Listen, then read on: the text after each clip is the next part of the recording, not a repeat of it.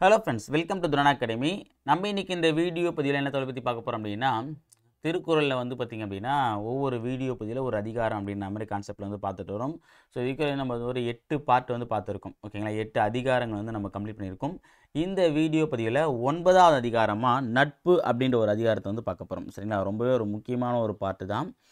சரிங்களா. ஸோ அந்த நட்பு அப்படின்ற ஒரு அதிகாரத்தில் வந்து 10 குறளை வந்து வள்ளுவர் கொடுத்துருக்காரு. இதில் நட்பை பற்றி அவர் சொல்லக்கூடிய விஷயங்கள் என்ன, அது உண்மையான நட்பு எப்படி இருக்கணும், தீய நட்பு எப்படி விளக்கணும், ஓகே, ஒரு நட்புடைய அதாவது உண்மையான பொருள் என்ன, ஸோ நட்புக்கு நாம் செய்ய வேண்டிய விஷயம் என்ன, நட்பு நமக்கு என்ன செய்யும், இது எல்லாத்தையுமே வந்து ஒரு 10 குறளை வந்து அடக்கி சொல்லியிருக்காரு நம்ம வள்ளுவர்.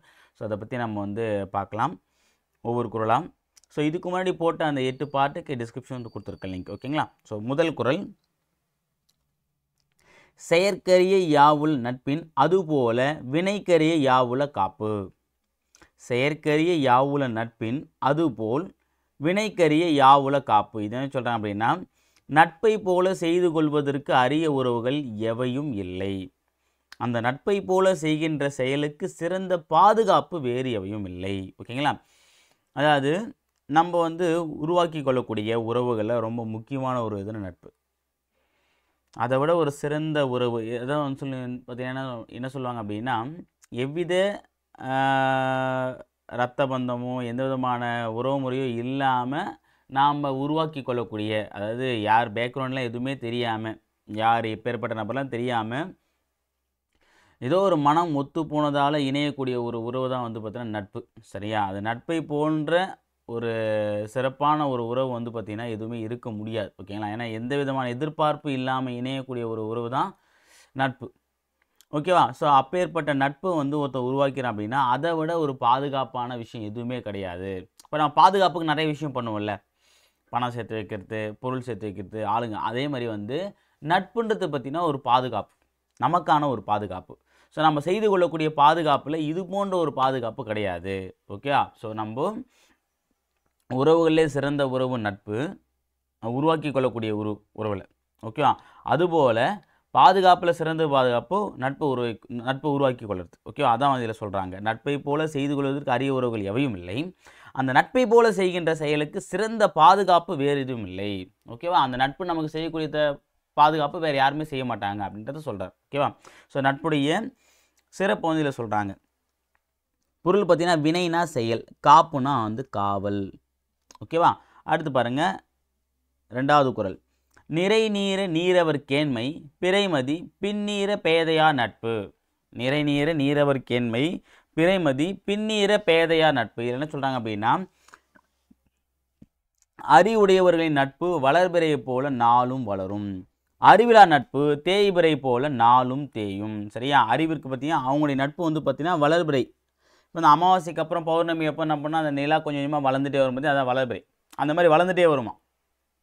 இதுவே அறிவில்லாதவங்ககிட்ட நம்ம வந்து பெற்ற நட்பு வந்து பார்த்திங்க அப்படின்னா தேய்பிறை போல் நாளும் தேயும். தேய்பிறை போல் எப்படி பௌர்ணமிக்கு அப்புறம் வந்து அமாவாசை வரைக்கும் அந்த நிலா கொஞ்சம் கொஞ்சமாக மறைஞ்சிட்டே வரும்போது அது மாதிரி தேஞ்சிட்டே வந்துடுமா. ஓகே. அப்போ நம்ம வந்து பெறக்கூடிய நட்பு எப்படி இருக்கணும், வளர்பிறை நட்பாக இருக்கணும், தேய்பிறை நட்பாக இருக்கக்கூடாது. ஓகே. அப்போ அறிவுடையவர்களிடம் நாம் நட்பு கொள்ள வேண்டும், அதான் வந்து சொல்கிறாங்க. நீரவர்னா அறிவுடையவர், நோட் பண்ணி வச்சுங்கப்பா. நீரவர்னா அறிவுடையோர், கேண்மைன்னா நட்பு, இதை டிபிசி கேட்டிருக்காங்க. கேண்மை நட்பு, பேதையர் அப்படின்னா அறிவிலார். ஓகே. அடுத்தது 3வது குறள், நவில்தோறும் நூல் நயம் போலும் பயில்தோறும் பண்புடையாளர் தொடர்பு. நவில்தோறும் நூல் நயம் போலும் பயில்தோறும் பண்புடையாளர் நட்பு. இது என்ன சொல்கிறாங்க அப்படின்னா, நல்ல நூல்களில் பொருள் கற்க கற்க இன்பம் தரும், அதுபோல் பண்புடையாரின் நட்பானது பழக பழக இன்பம் தரும். ஓகேவா. இப்போது நல்ல நூல்களை வந்து நம்ம படிக்க படிக்க அதனுடைய கருத்துக்கள் நமக்கு வந்து பார்த்தோன்னா இன்பத்தை கொடுத்தப்போ, அடடே எப்படி எழுதியிருக்காங்க, எவ்வளோ சிறப்பாக எழுதியிருக்காங்க, எவ்வளோ அழகாக வந்து கருத்தை வந்து வெளிப்படுத்தியிருக்காங்க அப்படின்னு நம்ம என்ன பண்ணோம், அந்த நல்ல நூல்களை படிக்க படிக்க நமக்கு இன்பம் கொடுத்துட்டே இருக்குமா, நல்ல நல்ல விஷயங்கள் நம்ம தெரிஞ்சிட்டே இருக்குமா. அதே மாதிரி பண்புடையாளரோட நம்ம நட்பானது பழக பழக இன்பம் தரும். இப்போ நம்ம வந்து ஒரு சில பேசும்போதே நமக்கு ரொம்ப சந்தோஷமாக இருக்கும், அவங்ககிட்ட அடுத்த வாட்டி பேசணுன்ற எண்ணம் வரும், அவங்கள வந்து பார்த்தா நினைக்க தோணும். அதாவது அது என்னென்னா அந்த நட்புடைய அந்த ஒரு சிறப்பு. ஓகேவா. அது ஒரு சிலர்கிட்ட மட்டும்தான் வரும். அவங்க தான் பண்புடையாளர்கள், அவங்க பேசக்கூடியது பண்பாக இருக்கும், அவங்களுடைய நடவடிக்கை எல்லாமே ஒரு பண்பின் வெளிப்பாடாக இருக்கும். ஸோ அந்த பண்பு வந்து பார்த்திங்கன்னா, அந்த பண்பாளர்னா என்ன சொல்கிறாங்க அப்படின்னா, எங்கே எதை பேசணும், எப்படி பேசணும், யாருடைய மனம் புண்படாமல் பேசணும், ஓகேவா, ஒரு தகவலை எப்படி தெரிவிக்கணும், இது எல்லாமே எந்த இடத்துல எப்படி நடக்கணுன்ற அந்த பண்பு இருந்தால் போதும். அந்த பண்பாளர்கிட்ட நம்ம பழகும்போது நமக்கு இன்பம் தரும். ஓகே, பழக பழக மீண்டும் வந்து பழகணுன்ற ஒரு எண்ணத்தை உருவாக்கும். அதான் சொல்கிறாங்க, நவில்தோறும் நூலையும் போலும் பயில்தோறும் பண்புடையாளர் நட்பு தொடர்பு. சரி, அடுத்தது இதில் நவில்தோறும் அப்படின்னா கற்க கற்க நோட் பண்ணிப்போ ரொம்ப முக்கியமாக. நவில்தோறும் அப்படின்னா நம்ம நாள்தோறும் கூட நினைக்கலாம். ஆனால் நவில்தோறும் வந்து கற்க கற்க, நயம்னா இன்பம். அடுத்த 4வது குறளில் நகுதல் பொருட்டன்று நட்டல் மிகுதிக்கண் மேற்சென்று இடித்தற் பொருட்டு. நகுதல் பொருட்டன்று நட்டல் மிகுதிக்கண் மேற்சென்று இடித்தற் பொருட்டு. நட்பு என்பது சிரித்து பேசி மகிழ்வதற்கு மட்டுமன்று, நண்பரிடத்து தவறு காணும்போது அவரை கடிந்துரைத்து திருத்தி நல்வழிப்படுத்துதலும் ஆகும். சரியா, நட்புன்றது பார்த்தீங்கன்னா சும்மா பார்த்தவொடனே சிரித்து பேசுறது கிடையாது. ஓகேவா, ஓகே, அவன் இது சொன்னா சூப்பராக மச்சான், வேற லெவல்டா, வெல்டன்டா வெல்டன்டா. ஸோ அப்போ நம்ம அந்த சிரித்து பேச மட்டும் கூட தான், டே மச்சான் இது பண்ணுறது ரொம்ப தப்புடா, இதை பண்ணக்கூடாதா, ஓகேவா, டே மாப்பிள்ளை இது வந்து ரொம்ப தப்பான விஷயம், இதை பண்ணாத, ஓகேவா, இது வந்து நீ பண்ணுறது சரியில்லை. அது மாதிரி வந்து அந்த நட்பின் முறிவு ஏற்பட்டாலும் பரவாயில்ல, தன் நண்பன், ஓகேவா, தன் நண்பன் வந்து பார்த்தோன்னா தவறான வழியில் செல்லும்போது அவனை கடிந்து உரைத்து அவனுக்கு நல்வழிப்படுத்துவதும் நட்பு தான். சும்மா வந்து அவன் எது பண்ணாலும் வந்து பார்த்தோன்னா சிரிச்சிட்டே சூப்பரா வேற லெவல்ரா நீ வேற லெவல்ராடி அப்படின்னு சொல்லிட்டு சொல்லுவாங்க பார்த்தியா, அது மட்டும் நட்பு கிடையாது. நட்பில் அதுவும் சொல்லணும், அவன் நல்லது பண்ணும்போது பாராட்டணும். அதேமாதிரி வந்து தீய வழியில் போகிறான் அப்படின்னா அவனை தடுத்து நிறுத்தணும். ஓகேவா, எப்படி நல்வழியில் போகும்போது பாராட்டக்கூடிய உரிமை, பாராட்டக்கூடிய கடமை, ஓகேவா, பாராட்டக்கூடிய மனம் ஒரு நண்பனுக்கு வருதோ அதே மாதிரி தான் அவன் தீய வழியில் செல்லும்போது வரணும். அதுதான் வந்து சிறந்த நட்பு. சும்மா சிரித்து பேசுறது மட்டும் நட்பு நேரத்தை அழகாக சொல்லியிருப்பார். ஓகேங்களா. நகுதல் அப்படின்னா சிரித்தல், நட்டல்னா நட்பு கொள்ளுதல். நோட் பண்ணிங்கப்பா, நட்டல்னது நட்பு கொள்ளுதல், இடித்தல் அப்படின்னா கடிந்துரைத்தல், இடித்தல்னது கடிந்துரைத்தல். அடுத்து 5வது குறள், புணர்ச்சி பழகுதல் வேண்டா உணர்ச்சி தான் நட்பாங்கிழமை தரும். புணர்ச்சி பழகுதல் வேண்டா உணர்ச்சி தான் நட்பாங்கிழமை தரும். என்ன சொல்லுவாங்க பாருங்க, கிழமைனா உரிமை, இதை நான் வச்சுங்க, கிழமைனா உரிமை நோட் பண்ணி வச்சுங்க. இருவர் சேர்ந்திருத்தலும் நெருங்கி பழகுதலும் நட்பாகாது, இவர் தம் ஒத்த மன உணர்வே நட்புரிமையை கொடுக்கும். ஓகேவா, இது அழகாக வந்து பார்த்திங்கன்னா நம்ம நாலடியாரில் வந்து ஒரு வாக்கியம் வரும், சூப்பராக இருக்கும். அதாவது நாய்க்கால் சிறுவிரல் போல் நன்கினையே ராயினும் ஈக்கால் துணையும் உதவாதா நட்பெண்ணாம். ஓகேவா, இதில் என்ன ஒரு சொல்லியிருப்பாங்க அப்படின்னா, நாய்க்கால், நாயோடைய கால் வந்து எப்படி நெருங்கி இருக்கும் அந்த மாதிரி நெருங்கி பழகுவாங்களாம். ஆனால் ஈக்கால், ஈயோடைய கால் ஈயே சின்னது, ஈயோடைய கால் எவ்வளோ சின்னதாக இருக்கும், அந்தளவு கூட உதவி செய்ய மாட்டாங்களாம். அதே மாதிரி தான் எங்கள் அழகாக சொல்லியிருக்கா பாருங்க. இப்போது ரெண்டு பேர் வந்து எப்பவுமே சேர்ந்தே இருக்காங்கப்பா, நெருங்கி பழகிறாங்கப்பா, அது நட்பு கிடையாதான். அந்த மனம் ஒன்றா இருக்கணும். இப்போது டீ சாப்பிட போன்னு வச்சிங்களேன், ஓகே மச்சா வாடா டீ சாப்பிடலாம், ஓகேவா, நானே சாப்பிடணும் எனக்கும் சாப்பிடும் போது தோணுதுடா. அப்போது ஒரு நண்பன் நினைக்கக்கூடியதை செய்யணும். ஓகேவா, அல்ல நண்பனுடைய மனதிற்கு ஒப்பு நடக்கணும். ஓகே, அதுதான் வந்து நட்புரிமையை கொடுக்குமே தவிர, நட்புரிமைனா அவனை கேட்காம ஒரு விஷயத்த, அவனுக்கு இதாண்டா பிடிக்கும், அவனுக்கு அதாண்டா பிடிக்கும், டே நீங்கள் அங்கே வந்துடுறா, அதாவது அவங்ககிட்ட கேட்டு செய்ய மாட்டோம். ஓகே, அவனுடைய மனதை நம்ம புரிஞ்சுக்கிட்டு அவனுக்கு இதுதான் வேணுன்றதை நம்ம செய்யும். அந்த நட்புரிமை தான் தேவை. சரியா, சும்மா வந்து பார்க்கும்போதெல்லாம் வந்து சேர்ந்தே இருக்குது, செல்ஃபி எடுக்குது, அதை இன்ஸ்டாகிராமில் போடுறது, வாட்ஸ்அப்பில் போடுறது, அது மட்டும் நட்பாகாது. ஓகேவா, இதில் என்ன நட்பு சொல்கிறார் அப்படின்னா, இது வந்து இந்த காலத்தில் இருக்கக்கூடிய நிறைய பேருக்கு வந்து பார்த்திங்க அப்படின்னா ஒரு மிகப்பெரிய வந்து ஒரு கருத்தாக கூட இருக்கும். ஓகேவா, ஏன்னா நிறைய பேர் வந்து பண்ணக்கூடிய விஷயம்னா வெளித்தோற்றத்தை ஒரு விஷயம் செய்வாங்க, ஆனால் உள்ளுக்குள்ளே அப்படி இருக்காங்கன்னு தான் முக்கியமான விஷயம். உள்ளுக்குள்ளே அப்படி இருந்து வெளித்தோற்றத்தை பண்ணுறது தப்பே கிடையாது. ஆனால் சும்மா பேருக்கு மற்றவங்களுக்காக மட்டும் வந்து இன்னைக்கு என்னை சுற்றி இவ்வளோ பேர் இருக்காங்க அவ்வளோ பேர் இருக்காங்க காட்டுறதுனால எந்த பணமும் இங்கே வர போகிறது கிடையாது. ஓகேவா, ஸோ அப்போது நெருங்கி பழகிறதும் ஒன்றா சுற்றுறதும் ஃப்ரெண்ட்ஸு கிடையாது. ஓகேவா, என்ன சொல்கிறாங்க, அந்த நெருங்கிய உடல் ரீதியாக வந்து பார்த்தா கிடையாது, மன ரீதியாக என்ன பண்ணுமா ஒத்து போகணும். அதுதான் வந்து நட்பிற்கான உரிமையை இன்னும் மேன்மைப்படுத்துன்னு சொல்கிறாங்க. இதில் கிழமைனா உரிமை. ஓகே, உரிமையோட பண்ணோம் பார்த்தீங்கன்னா ஒரு சில விஷயம் அதுதான் சொல்கிறாங்க. அடுத்து 6வது, முகநக நட்பது நட்பன்று நெஞ்சத்து அகநக நட்பது நட்பு. ஓகே, முகம் மட்டும் மலரும்படி நட்பு கொள்வது நட்பாகாது, உள்ளம் மகிழும்படி அன்பாக நட்பு கொள்வதே நல்ல நட்பு. ஓகேவா, இப்போ நம்ம ஒரு வேலையை செய்கிறோம், ஓகே, நம்ம ஃப்ரெண்டு கூட வச்சு செய்யணும்னு வச்சிங்களேன், அந்த ஃப்ரெண்டு இப்போ நம்ம அந்த வேலையில் சக்ஸஸ் பண்ணிட்டா அப்படின்னா சும்மா பேச்சு போட்டே சூப்பர்ரா மச்சான், வெல்டன்டா நீ வந்து சாதிச்சிட மச்சான்னு சொல்லிட்டு முகம் மலரும்படி மட்டும் செய்யக்கூடாதுதான். அவன் உள்ளத்தில் நம்ம நண்பன் முன்னேறிட்டான், நம்ம நண்பன் வந்து பார்த்தோன்னா உயர்ந்த இடத்துக்கு வந்துட்டான், சூப்பரு.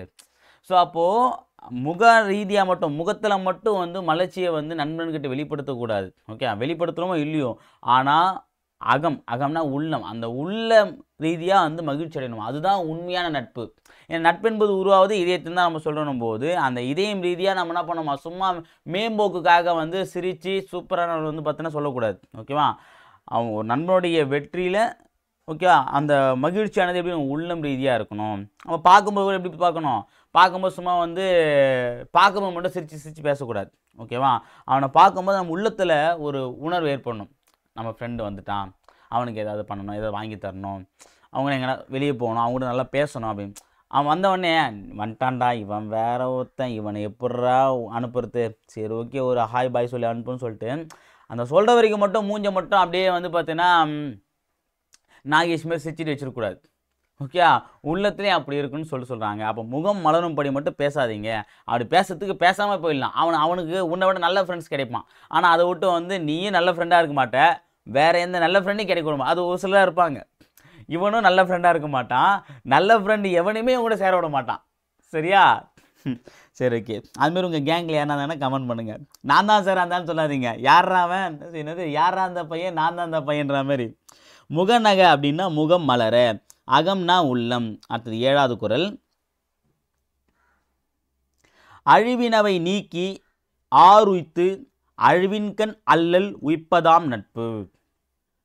அழிவினவை நீக்கி ஆருய்த்து அழிவின்கண் அல்லல் உழப்பதாம் நட்பு. சரிப்பா, உழப்பதாம் நட்பு. இல்லைன்னு சொன்னா அழிவை தரும் துன்பங்களிலிருந்து நண்பனை விலக்கி, ஓகேவா, அவனை அது அழிக்கக்கூடிய துன்பத்திலிருந்து நண்பனை விலக்கி அவனை நல்வழியில் செலுத்துதல் வேண்டும்.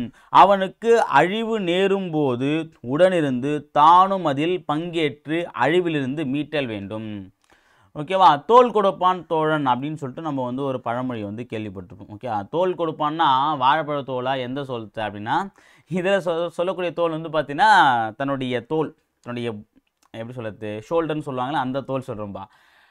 இதில் என்ன குறிப்பிட்றான்னா, தன் நண்பன் வந்து பார்த்தா தடுமாறி நிற்கும்போது, இப்போ நம்ம தடுமாறி இப்போ தாத்தா தானே பண்ண என் ஷோல்டரை பிடிச்சுங்க, என்னை ஷோல்டர் பிடிச்சி என் பின்னாடி வாங்க நம்ம சொல்கிறோம் பற்றியா, அதே மாதிரி தான் தன் நண்பன் வந்து பார்த்தீங்கன்னா ஏதோ ஒரு சூழ்நிலைக்காக தடுமாறி நிலை மாறி இருக்கும்போது அவனுக்கு நான் இருக்கேன்டா வாடா அப்படின்னு சொல்லிட்டு அவனை தோல் கொடுத்து அவனை வந்து பழைய நிலைக்கு கொண்டு வரான் பற்றியா, அவன் தான் உற்ற நண்பன்.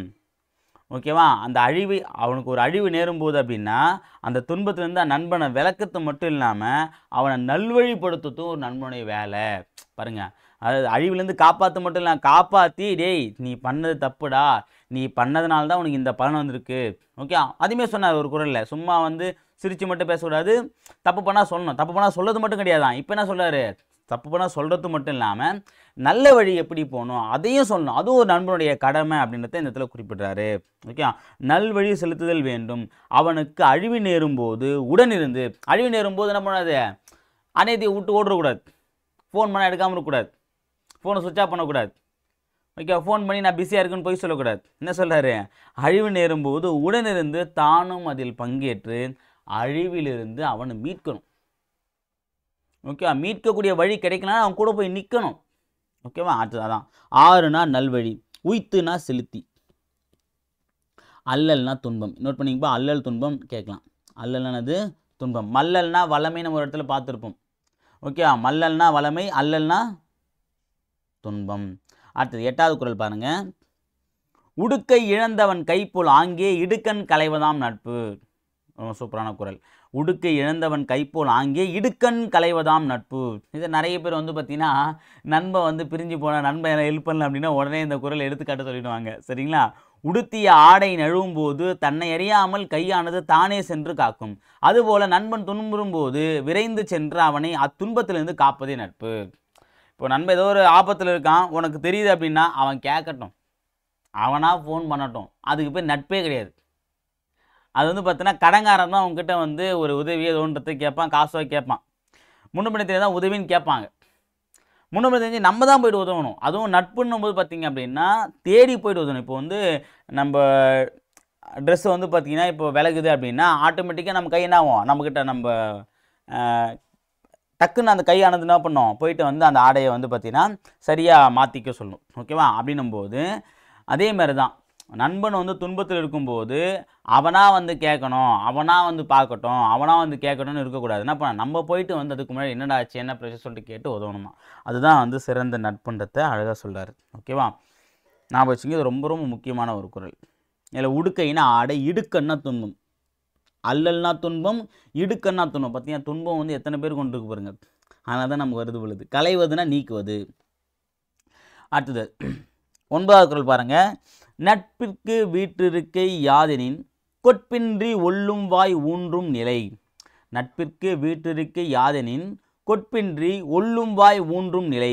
நட்புக்கு சிறந்த நிலை எதுவென்றால் எப்போதும் வேறுபடுதல் இல்லாமல் இயலும் பொழுது எல்லாம் உதவி செய்து தாங்குதல். ஓகே, நட்புடைய சிறந்த நிலை எதுன்னு சொல்கிறாங்க அப்படின்னா, இப்போது சொல்லுவாங்க பார்த்தீங்களா, நண்பனில் ஏதுமா நல்ல நண்பன் கெட்ட நண்பன், நண்பன்னாலே நல்லவன் தான்ன்ற மாதிரி நட்பில் வந்து பார்த்தோன்னா வேறுபடக்கூடாது. ஓகேவா? அவன் அன்றைக்கி அந்த வேலை செஞ்சான், ஆனால் அந்த ஹெல்ப் பண்ணேன். இன்றைக்கி அவன் எனக்கு ஹெல்ப் பண்ண வேலை, நான் ஹெல்ப் பண்ண மாட்டேன். அவன் ஹெல்ப் பண்ணால் பண்ணுவேன், ஹெல்ப் பண்ணலாம் பண்ண மாட்டேன். அன்றைக்கி அவன் எனக்கு ஒரு ஃபேவராக ஒரு விஷயம் பண்ணால் அவனுக்கு நான் சப்போர்ட் பண்ணேன், இன்றைக்கி அவன் பண்ண நான் சப்போர்ட் பண்ணலாம். அப்படிலாம் இருக்கக்கூடாது. அதெல்லாம் வந்து பார்த்தா நட்பே கிடையாது.